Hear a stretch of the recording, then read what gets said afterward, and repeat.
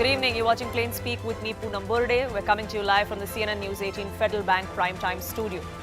It was in June this year that the Bangladesh High Court reinstated 30% quota after pleas from the 1971 veterans in jobs in Bangladesh. That move sparked massive protests in the country. There's a complete breakdown of law and order. Those protests continued despite the country's Supreme Court dismissing the order of the High Court that precipitated that crisis. 93% of the seats in government services were then kept for the meritorious, and only 5% jobs were reserved for freedom fighters and their descendants. But the ball was set in motion, and the violent protests over this past weekend were the tipping point.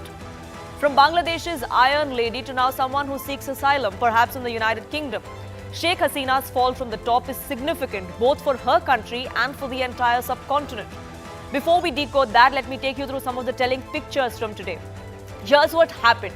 There was speculation that was rife of Sheikh Hasina having to have fled her country. There were visuals that came to the fore eventually where she was seen along with her sister and some other trusted lieutenants leaving in a chopper from Dhaka. What transpired on the streets of Dhaka then were celebrations. We saw protests over the last few weeks. Those protests became celebrations now. Then these pictures came in from inside the Prime Minister's official residence. As soon as Sheikh Hasina was out, there were these protesters who stormed that building, who went inside. You were also then seeing them sprawled across her bedroom as well. Then we saw vandalism that took place outside on the streets of Dhaka. There were protesters that were vandalizing and desecrating Mujibur Rahman's statue, the man who fought for the freedom of Bangladesh, the man who's credited for Bangladesh being a country in itself. These protesters laid siege at the Prime Minister's palace as well, despite the army chief coming out and saying that we will not allow any sort of anarchy on the streets of Dhaka. That did not stop these protesters from taking law into their own hands. We also saw loot that was taking place. As soon as they stormed the Prime Minister's palace, few minutes later, you could see all of them walking out with some of the furniture from inside what was the former Prime Minister's home.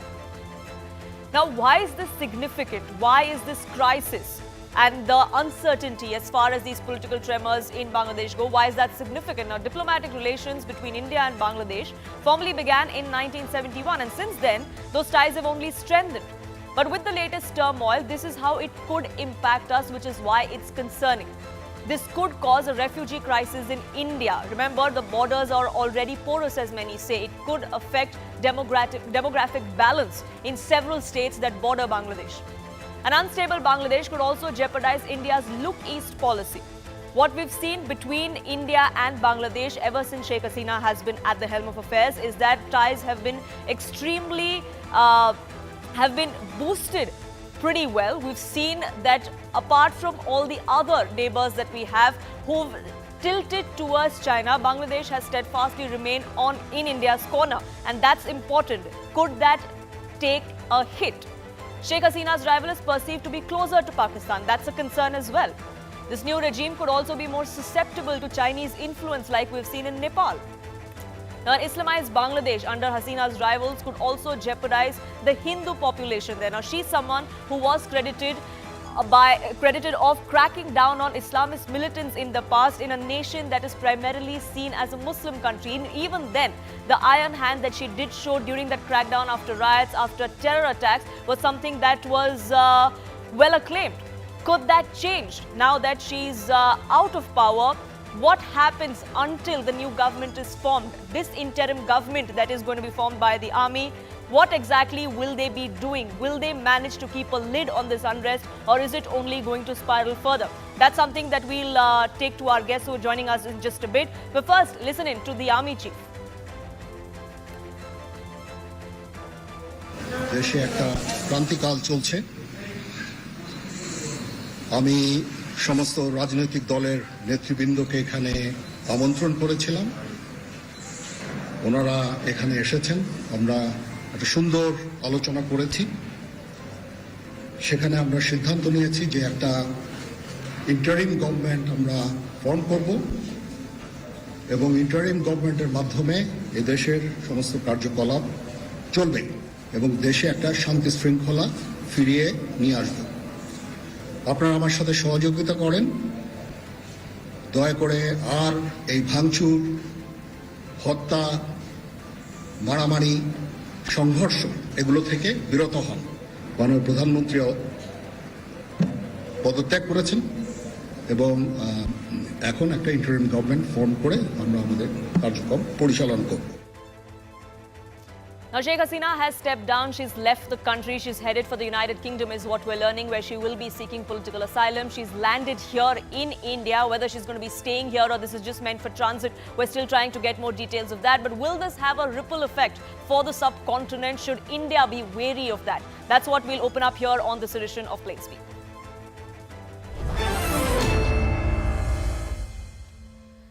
Former Indian diplomat Ashok Sajanhar joins us on this broadcast. Strategic affairs expert Monica Verma is with us as well. Journalist from Bangladesh Mazhar Khan will be joining us in just a short while from now. But let me open this up and ask Ashok Sajanhar. You know, the kind of uncertainty that we're seeing in Bangladesh at the moment, how should India read this? Should we be wary of what's to come our way? Of course, I think India needs to be very wary of whatever is happening because since Bangladesh was created in 1971 and after that in 1975, the changes that took place, I think India has had to face the brunt from our eastern side. And I remember when I was there, BNP was a democratically elected government. But then we had all, as far as, terrorism in northeastern parts of India, northeastern states of India, they were all getting safe havens in Bangladesh. There was, whether it was supplies of equipment, of guns, of money, of financial support, etc. So we've gone through that period, and it is only over the last 15 years that Sheikh Hasina has been in position from 2009 onwards, that she has been very strongly, she has collaborated with us, cooperated with us. So that is definitely something that we are going to miss, because if this is going to be a new government that is going to come as a result of a backlash, that means many of the policies that are being followed by Sheikh Hasina and the Awami League government, they are going to be, they are not going to be followed, and in fact 180 degrees across the board policies will be followed. And of course, there are going to be countries in our neighborhood, whether it is Pakistan or it is China, they will try to fish in troubled waters, and they will try to create problems and create difficulties for India. So India definitely has to be very wary and has to keep a very close watch and a very close eye on whatever is happening there. Of course, it's an internal matter of Bangladesh, but it has huge implications and repercussions, not only for India, but for the whole region. And I think instability, it could give rise to instability in this region. Poonam. And it's interesting that you say that, we've always said this is an internal matter, especially in the recent past as well, as those tempers were flaring up there. India has always maintained this is an internal matter of Bangladesh. Could this also mean that this gives us that window to try and now distance ourselves from a leader who's extremely unpopular at the moment and invokes that kind of sentiment? But before I get into that, I also want to get in a word from Mazhar Khan, who joins us from Bangladesh. Sir, I just want to know, first and foremost, what's the situation like there at the moment? We know that the army is going to be forming an interim government. Any details of that have come to the fore? In fact, there are several names are coming out of from the different political parties. They are of proposing the names from their own choice. There are a few civil society people also on the list, and except Awami League, most of the party leaders have joined the meeting. So there is a question: if Awami League is absent on that meeting or on during the process of formation interim government, will there be any question? I have to understand that question of neutrality. That is one of the questions rising around. And meanwhile, the Chief of Army Staff have already mentioned that overnight it can't be done. It could take few times or a few days. So the whole nation is now looking at the Army Chief of Staff and the concerned political party leaders who are on the process. Right. Even today, when the army chief came out and held that press conference and he gave out details of the fact that Sheikh Hasina had actually resigned and that interim government was to be formed, he did say that this was an interim government. Would that mean there would be elections that would be held once again in the near future? So far, maybe the duration or the span of time for this interim government could be not more than 3 months, something like that.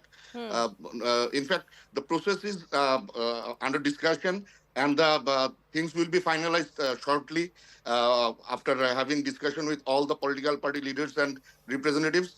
Then there will be a concrete outline. What will be the duration of the interim government? What will be the mode of their operandis? And what will be the role of the army during that time? And what will be the role of the president of Bangladesh?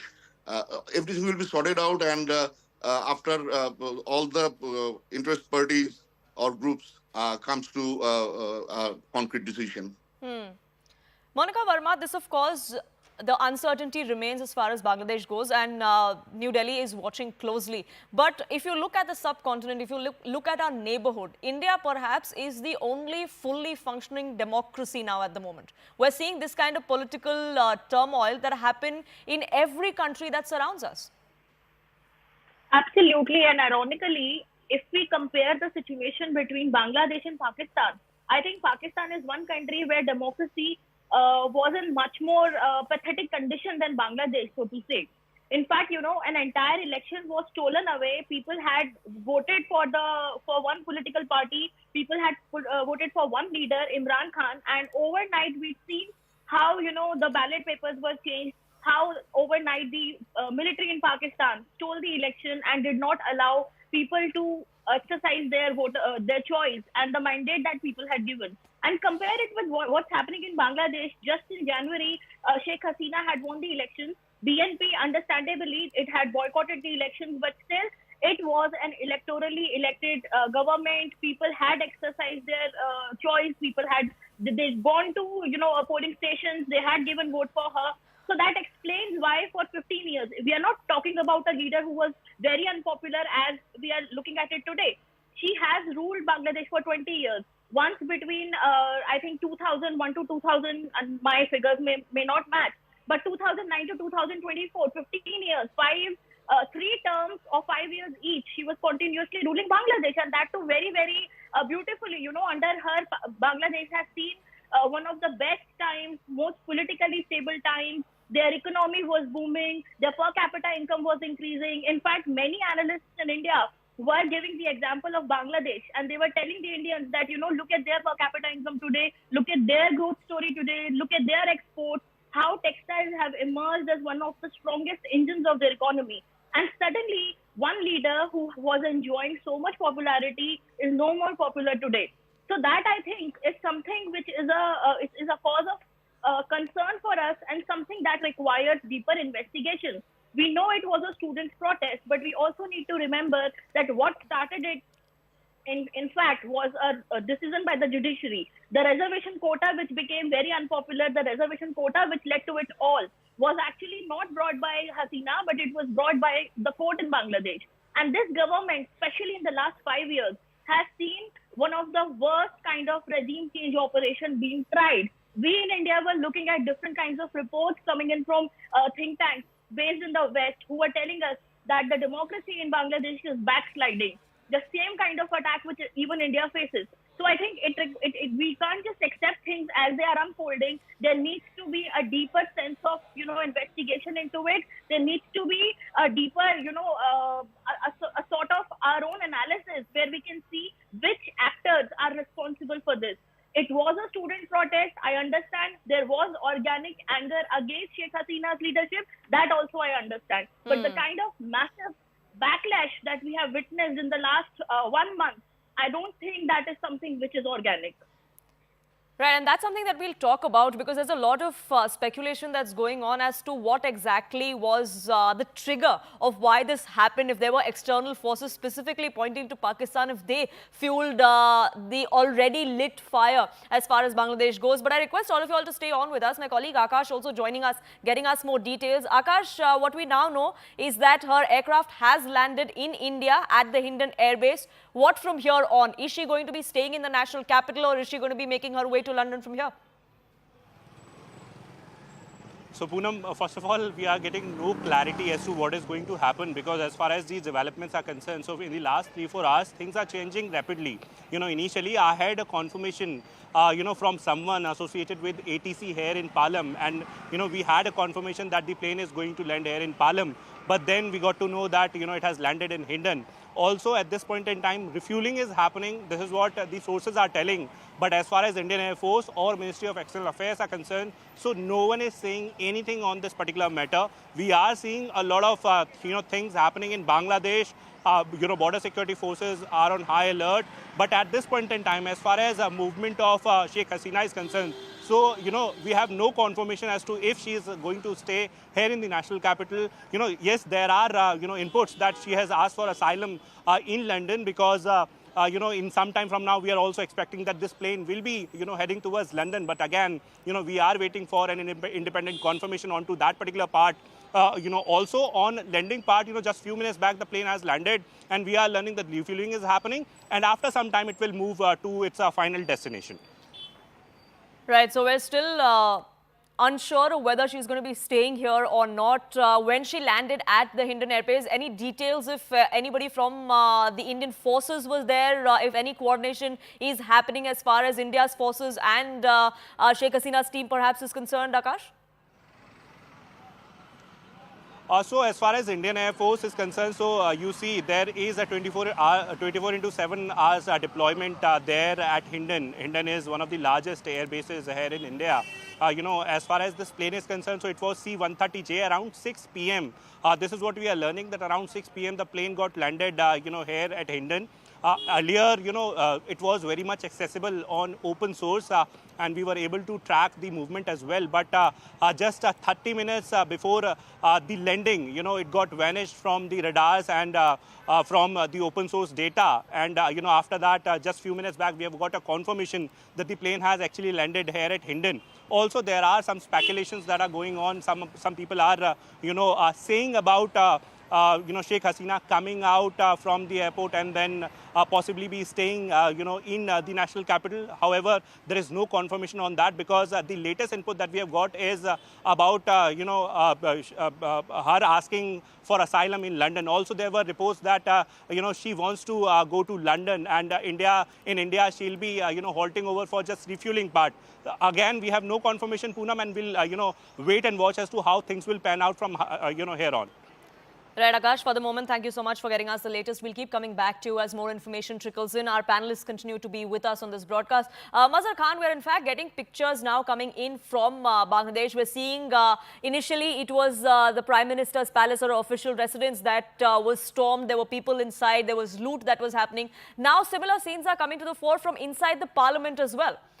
Now, Bangladesh is a democratic country. When this decision was taken of Hasina having to quit, the army taking over, did they not see this coming? Could they have handled the situation better? In fact, the total protesters, behind the protest, there are some people who are anti-Awami lobby or anti-government lobby. They are taking advantage out of that. That is very naturally happens when a normal a demonstration or protest takes place. There are few people who takes advantage out of that. And, so far, near about 16 years, Awami League is ruling Bangladesh. So there are opposition leaders and supporters. They are definitely taking privilege out of that. I would like to add, in some part of, you are seeing the picture of Dhaka, but if you go for a bigger picture outside Dhaka, you will also find such kind of vandalism is going on. Especially it is targeted to government supporters, former government supporters, and that is definitely operated by anti Awami League lobbies. This is a normal scenario going on. Those trying to fish in troubled waters will always find those kind of troubled waters. And Ashok Sajanhar, you know, Exactly. there's speculation of how there was an external hand. This wasn't an organic protest, as Monica Verma was also pointing out. It was, in fact, Sheikh Hasina who had said no to any sort of reservation a few years ago. The court decided to reverse that decision that an elected government had taken. No, you're absolutely right, Poonam. I think this raises very many questions because, you know, what has also become clear is that while it might have the protests might have started peacefully, might have started organically, but very quickly the protests were hijacked by anti-established elements, anti-Awami League elements, anti-government elements, and you do not know, you know, whether, of course, hand from outside, whether it was Pakistan, also because ISI is always there in our neighborhood, trying to fish in these troubled waters, but also some of these other countries, whether it is the United States or it is European countries. I remember I was in Dhaka for a conference few months ago, and then also sometime back about a year ago before that. So on both the occasions, I could see that as far as the American ambassador is concerned, he was very openly speaking about how, you know, about the authoritarianism, about the autocratic manner in which Sheikh Hasina, Prime Minister Sheikh Hasina was functioning, how there was democratic backsliding that was taking place in Bangladesh. So I think there are a number of forces that have been acting together. And initially what we saw that the initial demand that was taken care of when these high reservation quotas, they were reduced to just about 7% by the ruling of the Supreme Court. But I think we also need to examine as to whether there was some underlying mischief that was involved when the High Court decided to get, you know, announce these very high reservation quotas, and because that was really proved to be the spark on the basis of which all these demonstrations started. And I think once they had stopped, Poonam, when the Supreme Court came out with this verdict that only 7% of reservation, then maybe there was this pent up anger because some of the other issues, whether it is inflation or unemployment, etc., or corruption,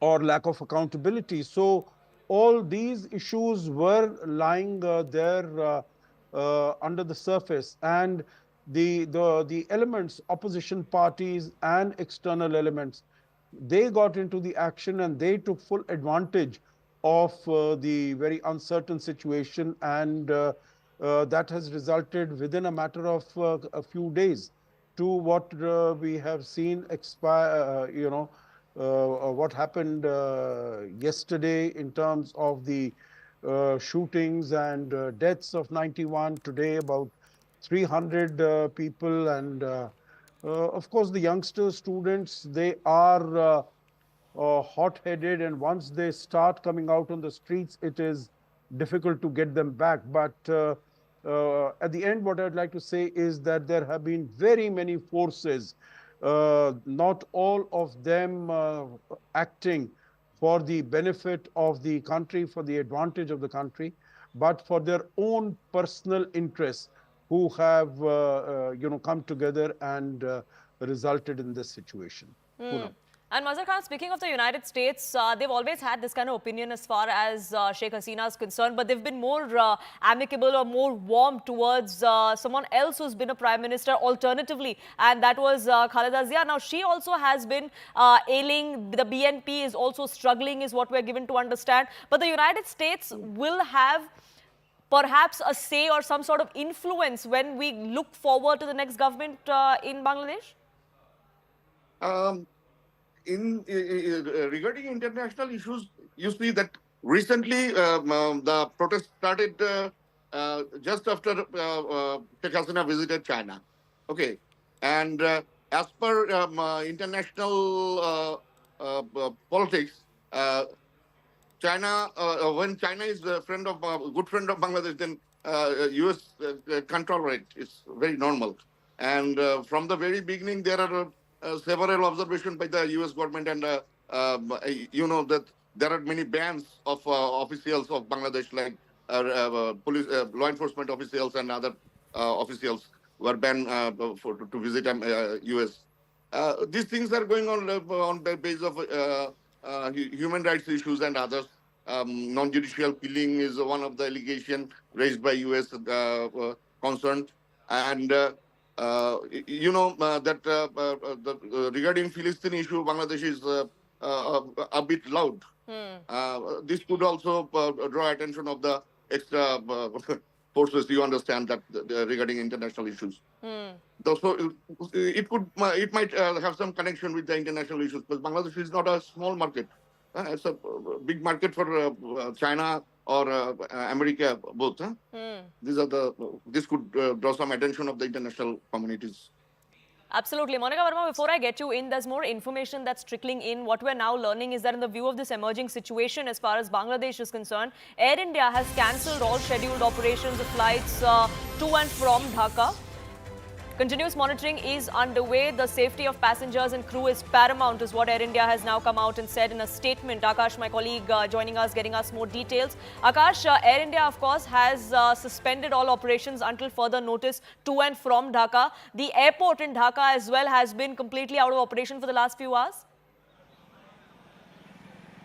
Exactly, and Air India has in fact put out a statement saying that they are also, providing a one-time waiver on rescheduling part, and they have cancelled, all their flights that were scheduled for Dhaka to or from Dhaka, and they are also mentioning about the safety of their crew.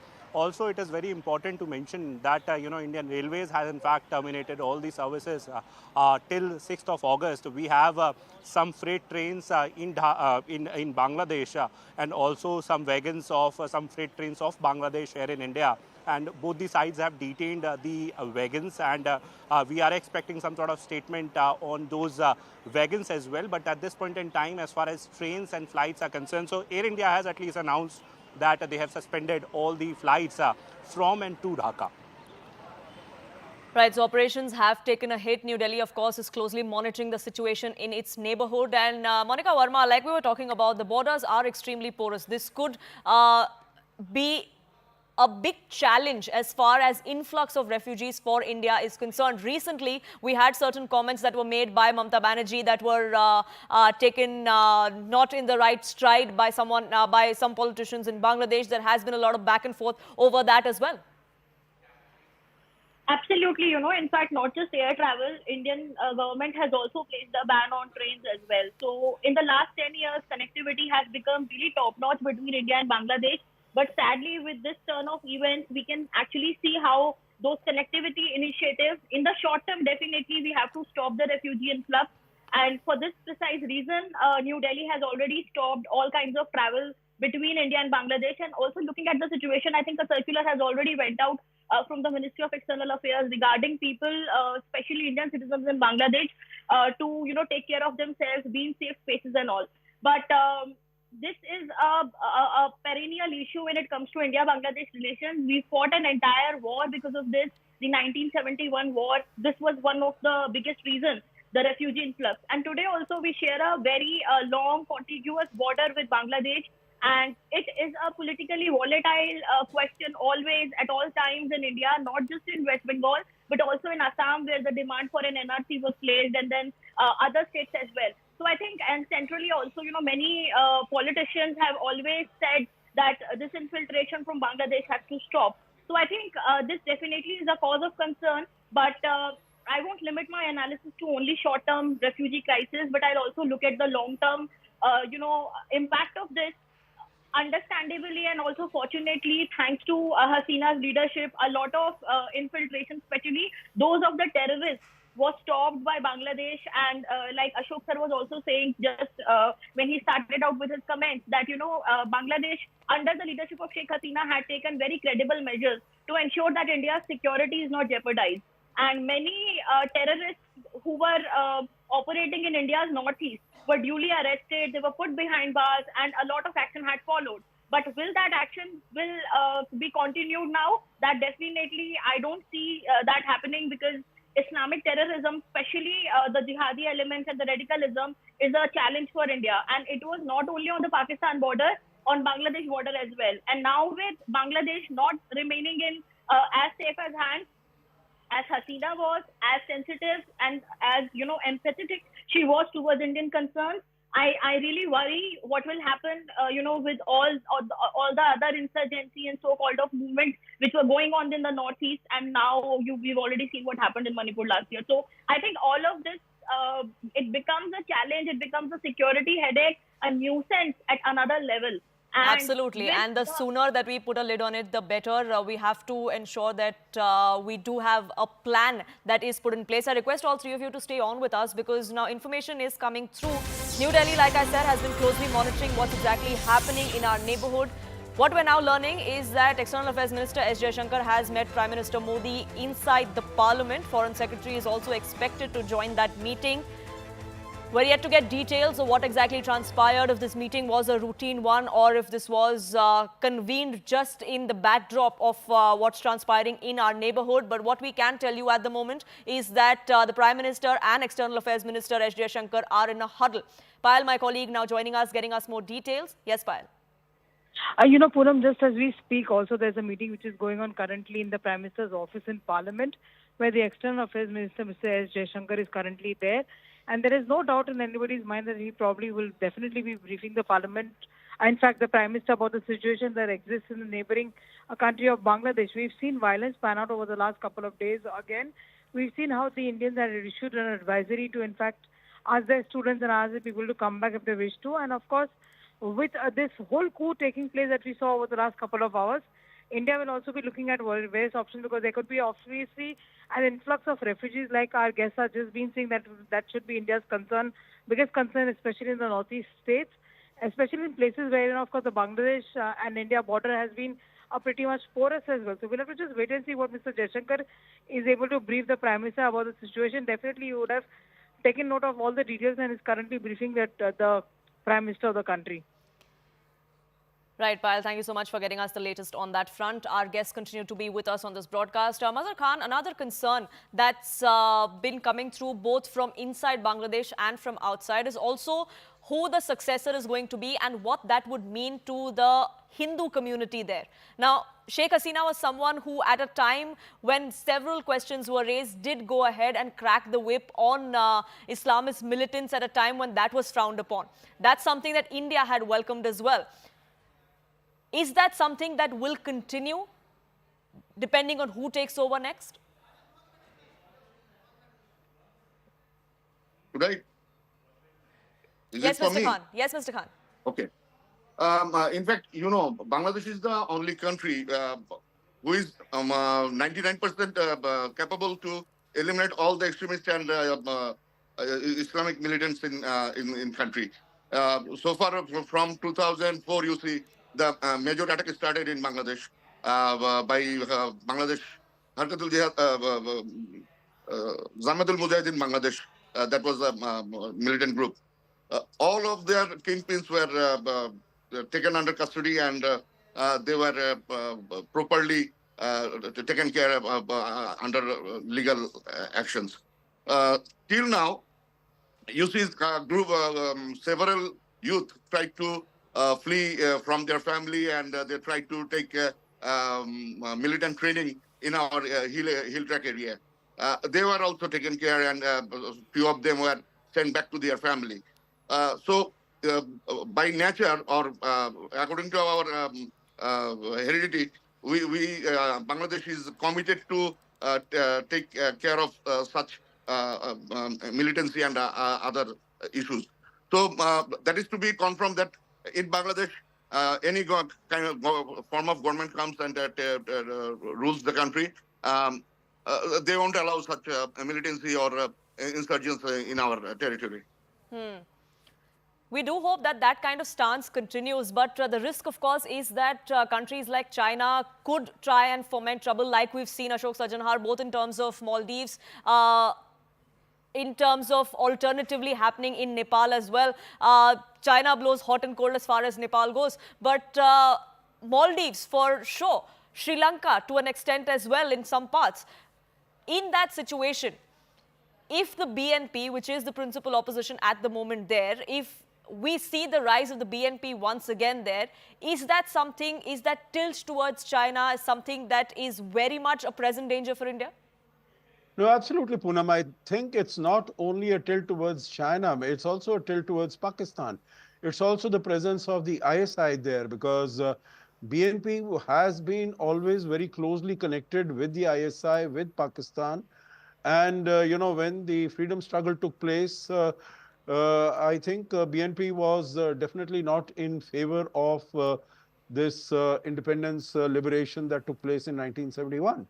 And also, what happened in as far as the when the BNP government was there, at that time also, whether it was with the Jamaat-e-Islami, the Jamaat-e-Islami also has its own particularly extremist militant elements, and they were acting against India. So I think that's a very real danger that India has to be concerned about, India has to be mindful about. And we were able to get fulsome support from Sheikh Hasina when she was in power. I am very doubtful whether we will be able to get similar support, because as our friend from Bangladesh said, at the moment, Awami League is not even in the meeting room where decisions are being taken as to how the future processes are going to take place. So I think the policies that Awami League has followed, there will be the pursuit of policies would be quite different, radically different from whatever it has been there. And, whether it is as far as there was also a campaign of India Out, which had been taking a cue from what happened in Maldives, that was supported by China there.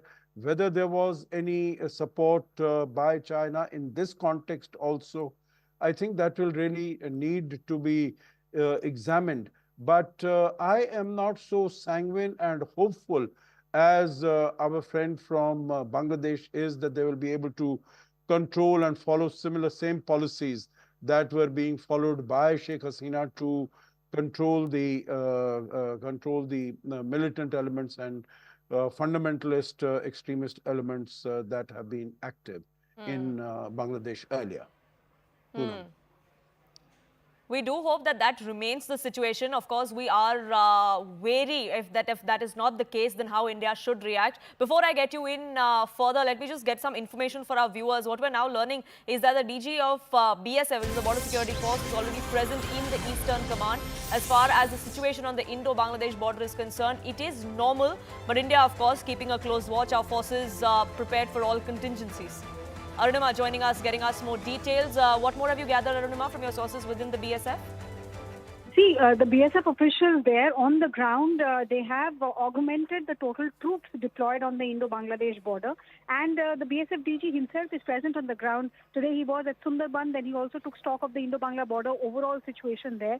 And in terms of the situation, what we are told is that at this point, it's the ICPs. ICPs are basically points through where traffic crosses over, the road points from which the traffic crosses over. But because there's curfew on the other side, on the Bangladeshi side, traffic is restricted. Other than that, till about 1 hour ago, there was no report of any influx from the Bangladeshi side, even though some media reports suggested that civilians were getting targeted as rioting was happening. But Bangladesh has not seen, Indo-Bangladesh border has not seen any influx of civilians trying to cross over, trying to seek asylum on this side. Nevertheless, BSF is in regular touch with its counterparts, the border guard Bangladesh. They are exchanging notes on a regular basis. And overall, the situation, the sense that I get after speaking to BSF officials is that they also feel that now that there is a change in power in Bangladesh and the main demands of those who were protesting has been accepted, things could get back to normalcy slowly. At least that's the assessment at this point. But it's a dynamic situation, fast changing. Right, do keep a track of what transpires. For the moment, though, thank you so much for getting us the latest on that front. Ashok Sajanhar and Monica Verma continue to be with us. Salim Samad, the journalist from Dhaka, also joining us. Mr. Samad, first and foremost, I'd like to ask you if you have any more details that you could share with us of what the current situation is like. All we now know for sure is that there is going to be an interim government that is going to be formed. But any details, nitty-gritties of that have been finalized? Yes, there is. Thank you for having me. Yes, there is a detail of the interim government that's going to be take oath tomorrow morning at the president's palace. So we are waiting for that, and majority of the new interim government members are from the civil society, some academician, and of course retired Mukti Bahini officer. I mean, Liberation War veteran. So that's a mixed group. Hopefully, and of course, journalists. That's also very interesting. So they will form a government for the 90 days. And within 90 days, they will have to have an election, which is expected that will be free, fair, and inclusive, which Bangladesh has missed for the last 3 elections. I mean, last 15 years, Bangladesh never had a free and fair election. Free and fair elections is something that has, the aspersions have been cast on that, Mr. Samad. But, you know, what the army chief did say in his press briefing was that the two political parties, the opposition ones, were consulted before Sheikh Hasina stepped down and left the country. There were discussions of what's going to happen next. Could we see elections happen in the near future? We saw what happened in the run-up to elections just last year. I have told you the election is supposed to be held according to the constitution in 90 days. So the interim government's responsibility will be only to hold an election. That's it. They have nothing to do. They cannot change the constitution. They cannot enact new laws. They have no power according to the constitution of the country. So former Prime Minister Sheikh Hasina has resigned to the president. The president has given responsibility to the speaker. So the speaker will declare the interim government and take oath of them. So we have to wait, and hopefully there will be a free and fair election after many years. But let me tell you one thing, which is very interesting, maybe interesting for your audience and for your whoever is listening to me, that Bangladesh had the first election, the taste of election in 1970, and that was under a martial law. The next election, again under martial law, was in 2008. And of course, this time again, this is no martial law, but we are having a caretaker government, a interim government, in fact, not the caretaker government, will be holding an election. So we are expecting. So all the elections held under or supervised by the military was absolutely free and fair. So you may debate with me, you can discard, you can throw away my concept. As a journalist, I have participated in the 1970 election as a voter. That was my first vote in my life. And of course, I never voted after the war, after the Liberation War. It's also interesting that at the helm of affairs of an opposition party in the country is also a man who was the army chief in the past, has led a military coup in the past in Bangladesh. So the dynamics of that also will have to be looked at. But I request all three of you to continue to be with us. We are slipping into a quick break here on this edition of Plain Speak, but we'll be back with all the developments taking place in our neighborhood. Don't go anywhere.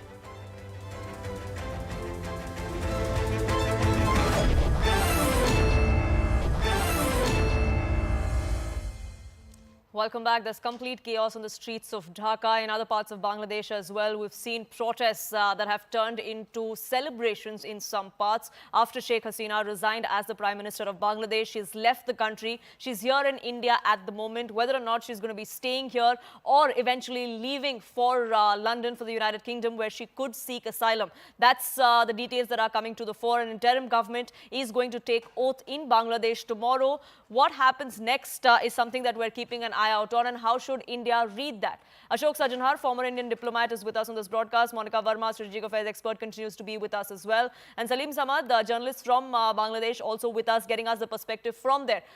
Salim Samad, we've seen the kind of visuals that have come to the fore right after Sheikh Hasina resigned and left. You know, the party headquarters of the Awami League was burned down. It was vandalized. Mujibur Rahman's statue was desecrated. We've seen protesters inside the parliament there as well. Complete chaos, really, especially as far as Dhaka is concerned. If this was something that was well thought out by the army, if this was something that was planned, so to say, do you think they could have managed this better? Because what we're seeing right now is complete anarchy on the streets. I totally agree with you. I will not deny. Yes, there is an anarchy, and of course, it is all the jubilant people who have stormed the Prime Minister's official residence as well as the Prime Minister's office. But I am little surprised, but there was a very strong security, especially by the special force, who had always been guarding the Prime Minister's house, residence, official residence, Corner Bhavan, and as well as PMA office. If you're talking about the Awami League office, of course, this is the rage, the hatred that has been accumulated in the last 15 years. They have ventilated. Possibly the army has allowed them to ventilate their. But I am not sure if this happened exactly what has happened in Colombo. If you definitely must remember.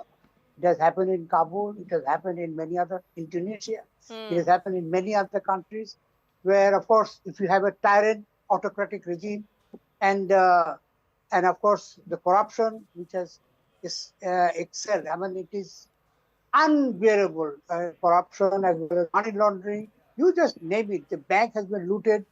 The owner of the banks. So you can imagine how much money has been taken out of the country. So these are, and that has also an impact on the daily groceries. So the common people, the working class, have been highly affected.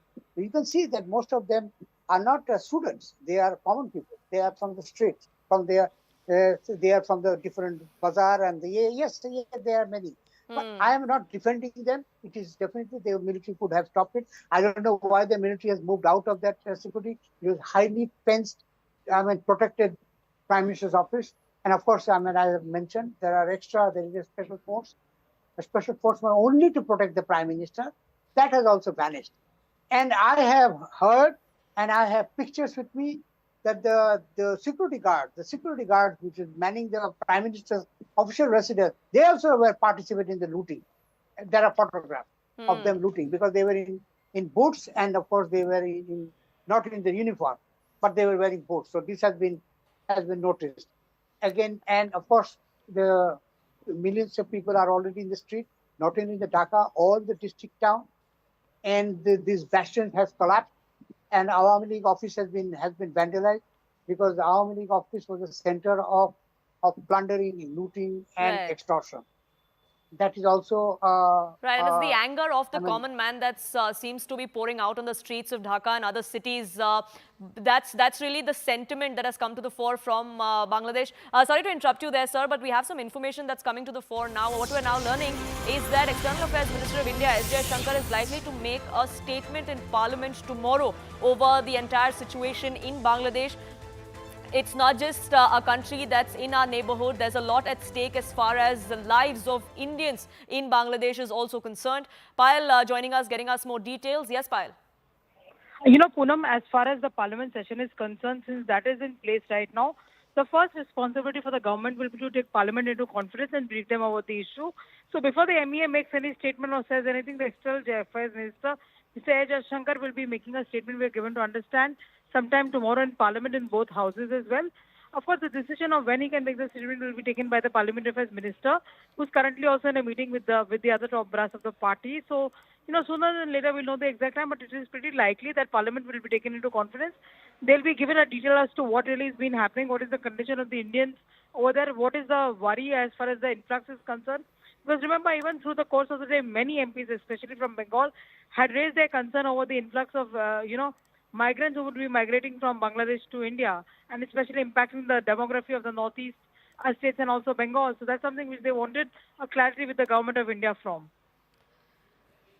Right. Payal, thank you so much for getting us the latest on that front. Our panelists continue to be with us, but I'm running short of time. I want Monica Verma and Ashok Sajjanhar to have 30 seconds for their final comments. Ashok Sajjanhar, we're of course wary of what's to happen, but perhaps India should now decide the kind of line we want to take. Like I said, so far we've been saying that this is Bangladesh's internal affair. Perhaps is it now time to take a stronger stance given what's happened now?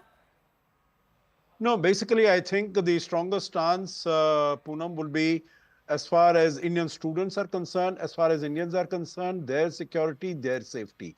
And of course, keeping a very close eye on whatever is happening in Bangladesh, developments that are taking in Bangladesh, and keeping our channels of communication open.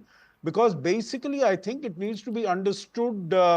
It definitely is known in India, but definitely needs to be understood in Bangladesh, whichever dispensation comes there, that India wants good, close, friendly relations. We want stability in our relations. We want that, we wish Bangladesh well, the people of Bangladesh well.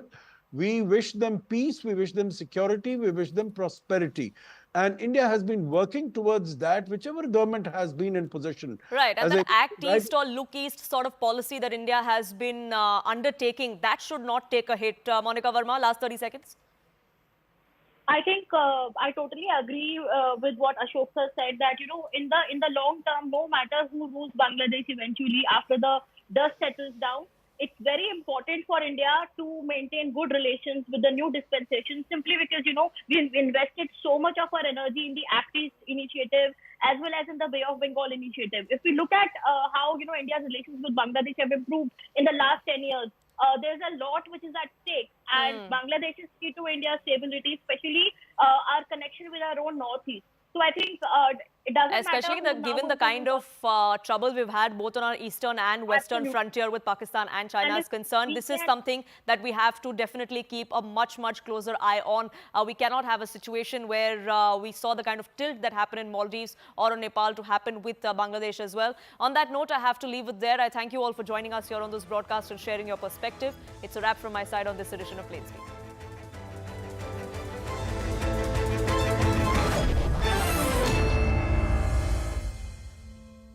Co-powered by মানে লাশের পর লাশ আমি মানে কি করব, সবাই ওখানে হাত পেতে দোয়া করতে